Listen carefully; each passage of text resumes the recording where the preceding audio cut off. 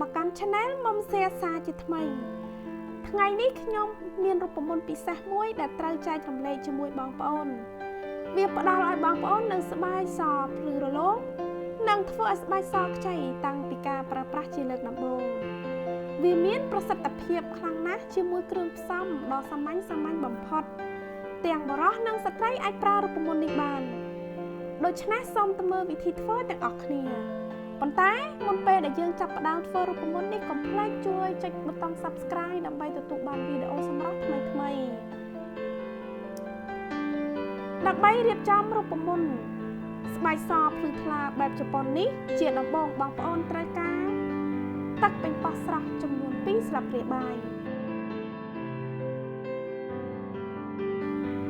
ហើយបងប្អូនត្រូវការទឹកក្រូចឆ្មាស្រស់2ស្លាបព្រាបាយដូចគ្នា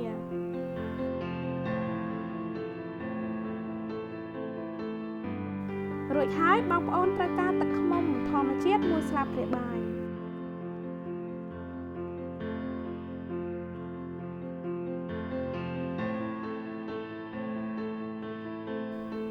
និងចុងក្រោយបងប្អូនត្រូវការម្សៅអង្ករ3ស្លាបព្រាបាយ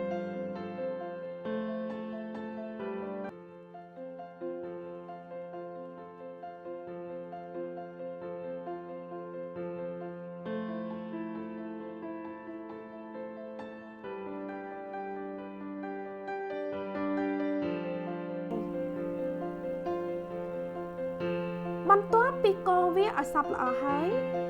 លាបល្បាយនេះនៅលើស្បែករបស់បងប្អូនហើយបងប្អូនអាចលាបនៅលើដៃឬជើង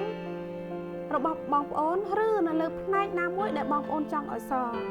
បន្ទាប់ពីលាបល្បាយនេះរួចហើយត្រូវទុកចោលរយៈពេល45នាទីរួចលាងសម្អាតចេញជាមួយទឹកក្តៅឧណ្ហៗហើយលាងជាមួយទឹកត្រជាក់ម្ដងទៀតដើម្បីបិទរំញើសដោយដែលបងប្អូនបានឃើញលទ្ធផលពីការប្រើប្រាស់ដំបូងវាមានប្រសិទ្ធភាពខ្លាំងជាមួយអាត់កំបាំងធ្វើឲ្យស្បែកសវាធ្វើឲ្យស្បែកភ្លឺរលោងនិងផ្ដល់ឲ្យបងប្អូននៅស្បែកសភ្លឺថ្លាស្អាត 100% តាមបែបធម្មជាតិសូមឲ្យវីដេអូនេះមានអត្ថប្រយោជន៍សម្រាប់បងប្អូនសូមកុំភ្លេចជួយចុច Like ចុច Share និងចុច Subscribe YouTube Channel របស់នាងខ្ញុំផងណាសូមអរគុណសម្រាប់ការទស្សនាជួបគ្នានៅវីដេអូក្រោយទៀត